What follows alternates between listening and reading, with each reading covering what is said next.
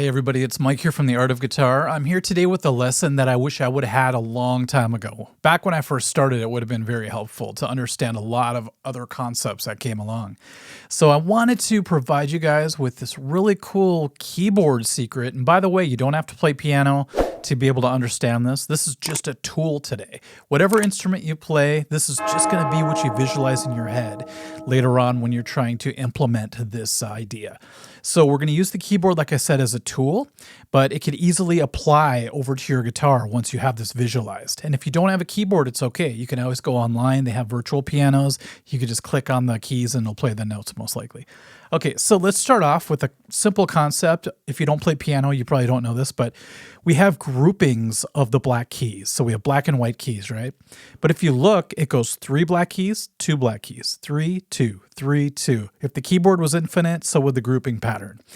Now what we're going to do is we need to find a starting point. So let's go to where there's 2 black keys in the middle here and go just to the left of it. That is going to be a C note, okay?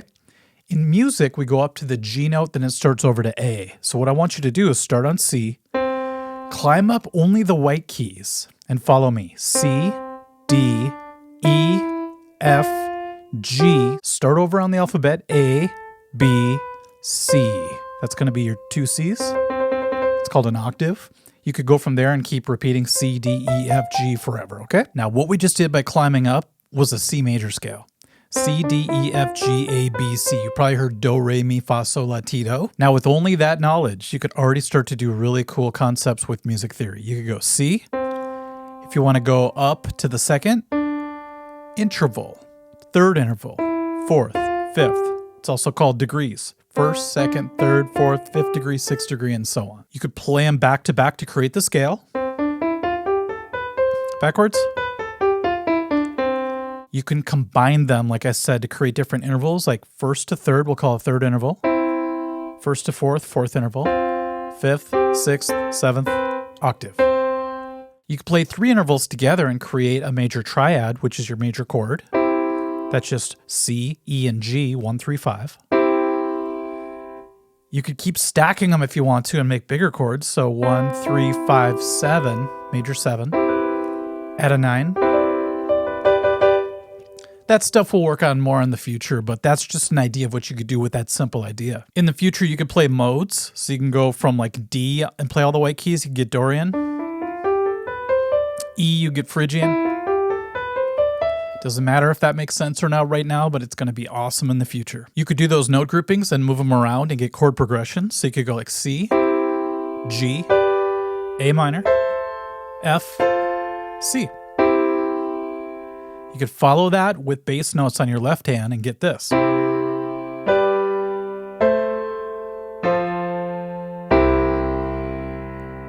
Isn't it great what you could do already with just the white keys on a keyboard? Now we're going to cover all the sharp keys and we're going to be going around what's called the circle of fifths, which is another mystery to a lot of people, but this is a great way to grasp the beginnings of it. When we went from C to C, we went a certain distance each time. You might think, well, we just went to the next white key. But we have the black keys in between some of the white keys. So let's figure out what's going on. If we go from the white key here, C, to the next possible key, which is the C sharp black key. That's called a half step, just so you know. It's the jazz theme. Okay, half step sounds like that. If you went from the C white key to the D white key, you have a whole step. So remember that a half step is going to be the next possible key. And a whole step is just going to be basically 2 half steps. So not here, but here. That's all you need to know for today to build the major scale, which we did when we played from C to C. Let's figure out the steps though. So we have C, whole step to D, whole step to E. So far we've had 2 whole steps. Half step to F. Notice there's no black key, so that's a half step. Whole step to G, whole step to A, whole step to B, half step to C. So the major scale formula is whole step, half step, whole step, half step. 2 whole steps and a half step, 3 whole steps and a half step. Remember that for the future keys here. But feel free to play within C if you want, just to make up some melodies or to play something that you've already known in your whole life. Like if you go... Totally cool, except maybe with one finger, if you don't play piano, you could just go. It's kind of like the hunting and pecking method that you would do on a keyboard if you don't know how to type, right? By the way, if you get good with the white keys, you can already play songs really early on.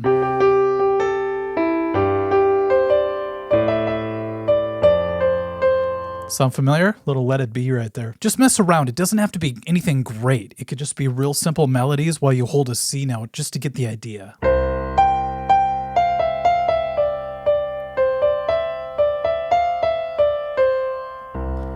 I don't know, just have fun. Another thing you could do with all the white keys is you could do a progression. We're just gonna do some root note progression stuff right now. Let's just do a 1, 5, 6, 4. I'm just taking the degrees of the scale for right now and just playing the root notes. C, G, A, F.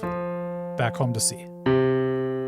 You don't have to do this. I'm just showing you later what you're going to be able to do. Now, if I just do some sort of repeating melody with the right hand while doing that, it already starts to sound like music. So we have C with the left hand, G now with the left hand, A, F. Sound familiar?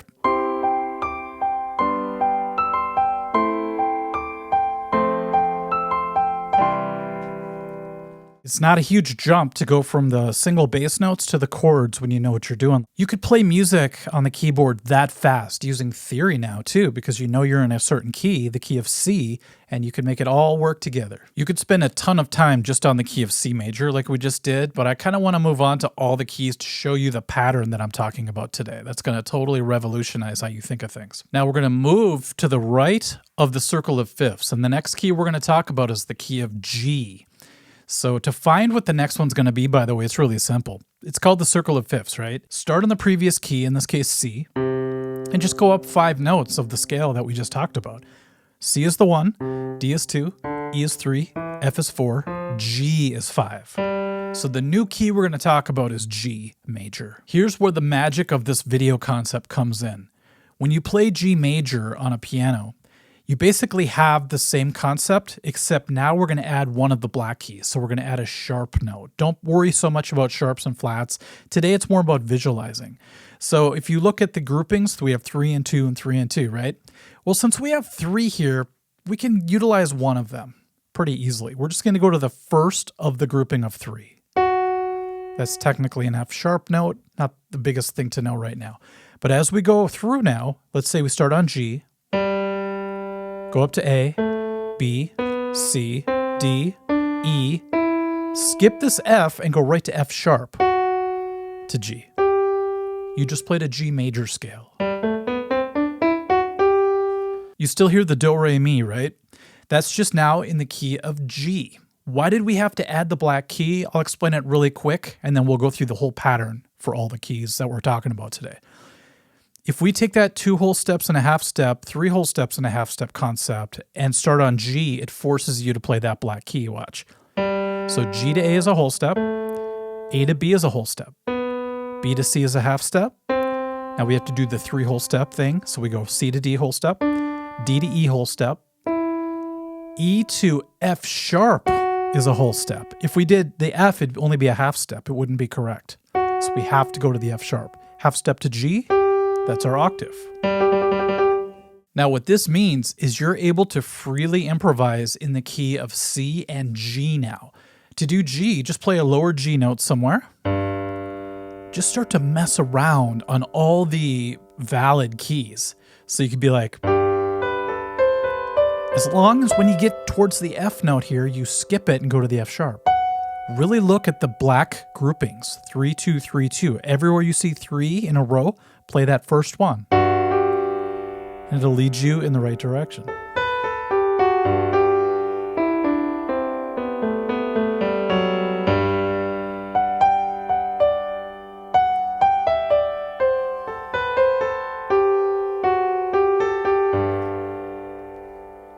See, that's just random stuff, but it's already sounding musical just because it's in the right set of notes. People ask, what if you do hit the F instead of the F sharp? Well, it's not the end of the world. It just wouldn't be technically in the right scale. So check it out. If you go G, A, B, C, D, E, F, G. It sounds a little more bluesy, doesn't it? That's called the Mixolydian mode. We'll talk about that more in the future. But to play a truly correct G major scale, just follow what I said. G, A, B, C, D, E, F sharp, G. You could make chords with that too if you want. Just go every other key. You know, you go G, B, D, A, C, E. This would be a little weird, but you got to go B, D, F sharp. See, I'm making chords now.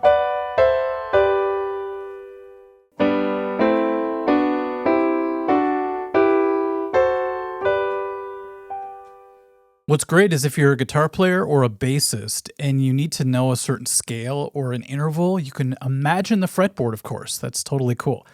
But this seems to be a little more immersive when you really have to start, extending things and doing multiple notes at once. So having this keyboard visualized is going to be gold for you. All right, let's move to the next key. So it's going to be the key of, let's start on G and move up 5. That's a D note. You're going to get really quick with being able to call out the names of the notes as you move along. So the D major is going to be the new key. Now here's the magic of the pattern for today. We already used the first of the grouping of 3 for the key of G, right? Now if we take the grouping of 2, we're going to use the first one of that when we're in the key of D. So the key of D has 2 sharps. We have F sharp and we have C sharp. So let's play around with that a little bit. If I'm in D, there's the first of the grouping of the 3, first of the grouping of the 2, D major, D, E, F sharp, G, A, B, C sharp, D. If I play a low D and mess around, you could just...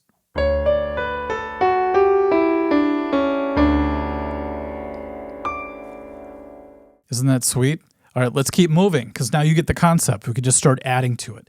The next key will be A. If we start on D and go up 5, there's A right there. A is going to have 3 sharps. Now, this pattern starts to emerge now because we just did the first of this grouping of 3, then we did the first of the grouping of 2. For 3 sharps now, we're going to do 2 from the grouping of 3 and still just the 1 from the grouping of 2. Check out how this sounds.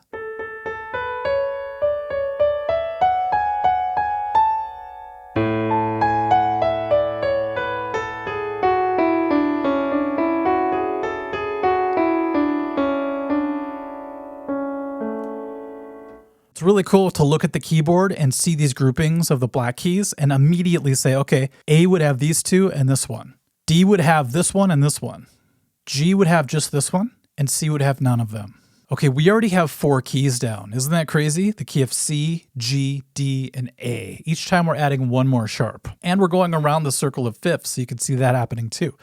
The next key is going to include 4 sharps now. Let's find out which key that is. So we start on A, our previous key. We go up 5. 1, 2, 3, 4, 5. E. To play E major, here's what you do. You take 2 from the grouping of 3, and you take the 2 from the grouping of 2. So that one's all used up. So here's what we have. E at the bottom. If we climb up, these 2 black keys. Both of these black keys. You have all the notes for E major.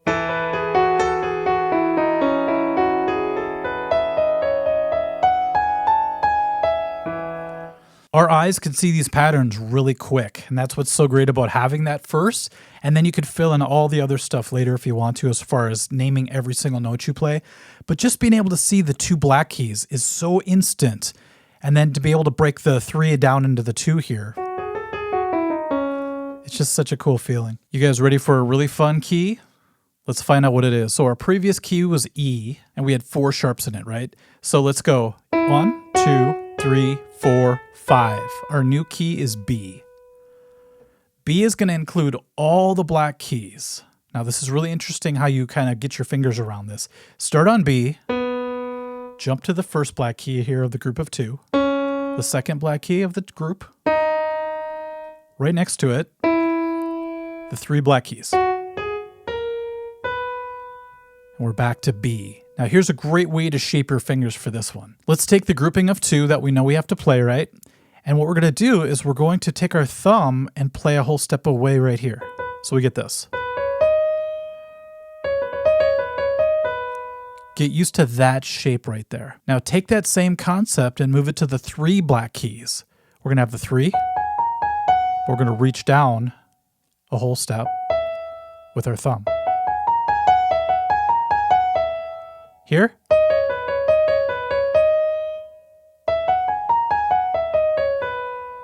You could do it one finger as well. It's okay. Totally fine. Hold a B note down below and mess around with that idea. There's the first grouping. Second.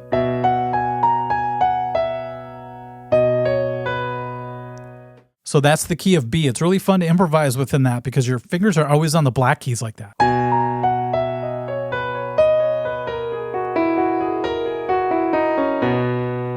We only have 2 keys to go.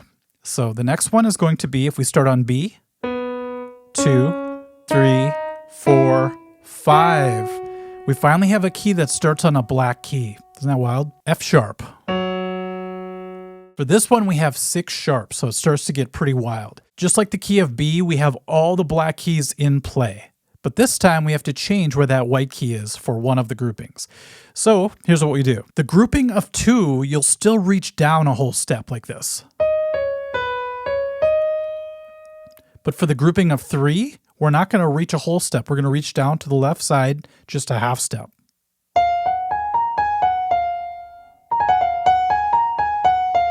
Remember though, the group of 2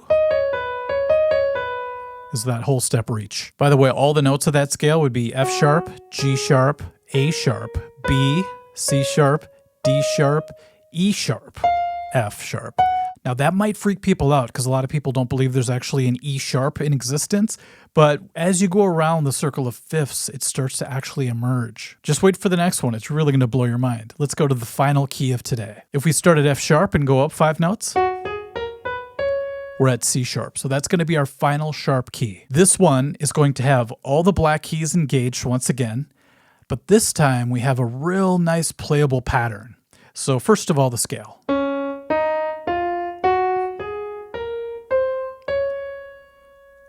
C sharp, D sharp, E sharp, F sharp, G sharp, A sharp, B sharp, C sharp. That's another note people don't believe exists. B sharp. It does. Now the pattern for the hand, so you can visualize this and play it, is going to be any of the groupings that happen, all you need to do is reach down a half step to the left. The 2. And you have all the notes for the key of C sharp. If I hold a low C sharp, check this out. Move up to here.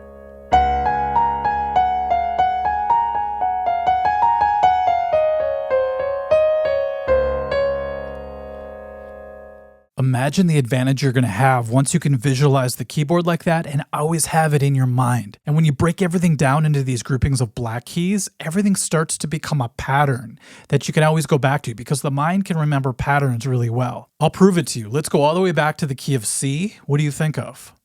No black keys, right? All white keys. If you start in the middle, like we talked about at the very beginning, you're free to roam around all the white keys and create.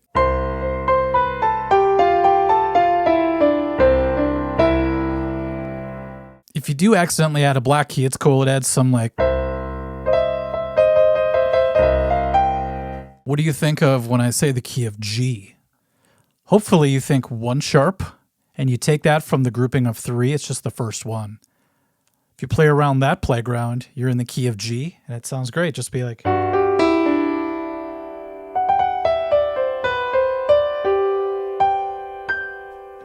The next key, D, what do you think of? Hopefully the first of the groups, this one, and this group of 2, this one, right here.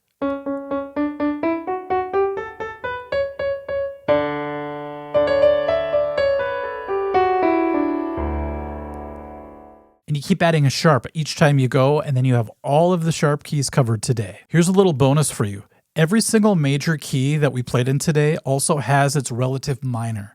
So each time you learn something, let's say the key of C with all the white keys, you also learned the key of A minor. That might not make sense right now, but on the website I'm going to explain in depth why that is. I'll show you really quick though. Using only white keys, if you start on C,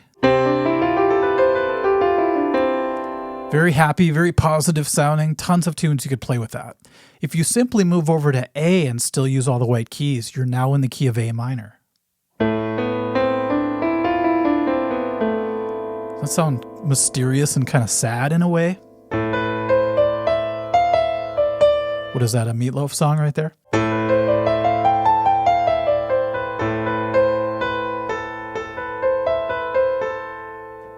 So you get double your bang for your buck, as they would say. So your efforts that you put in to learning all of those sharp major keys, you also double that. So it's pretty intense. Now, even if you just start with C major the whole time and you start to figure out, interval sounds, putting together chord intervals by going every other key, for example, is a great way to start that. Messing around with progressions like we did earlier with the different movements of the bass notes, you're going to be so much better off than a lot of people who don't ever take the time to learn the basics like this. Then take all of that stuff you did for C major and move it to the next key, G major. Be like, oh, that's easy because you just have the one black key and you just go. So if I put some of those notes together, oh, that sounds really good. I like that. As you add sharps, it does get more complex because you have to remember the patterns and where to go, but eventually that becomes second nature. Hopefully you're able to play in all 8 keys that we did today, and you're able to do it pretty easily now that you have the patterns visualized. So meet me at the website. We're going to do all of the flat keys. So we're going to have both sides of that circle of fifths. We're going to have the circle of fourths going too when you go the other way. And then a lot more stuff's going to make sense because I'm going to add on to your knowledge. So not only are you going to be able to just be like, oh, I'm in the key of C major. I'm going to show you how to build chords from there, how to get your scales and modes as well, and then put everything together so you're able to do it on the keyboard or on whatever instrument you're using. Okay, everybody, thank you so much for watching. This was a lot of fun. I love explaining things with a keyboard. Like I said, I think it's the best way to visualize music theory. All right, we'll catch you later. Bye-bye.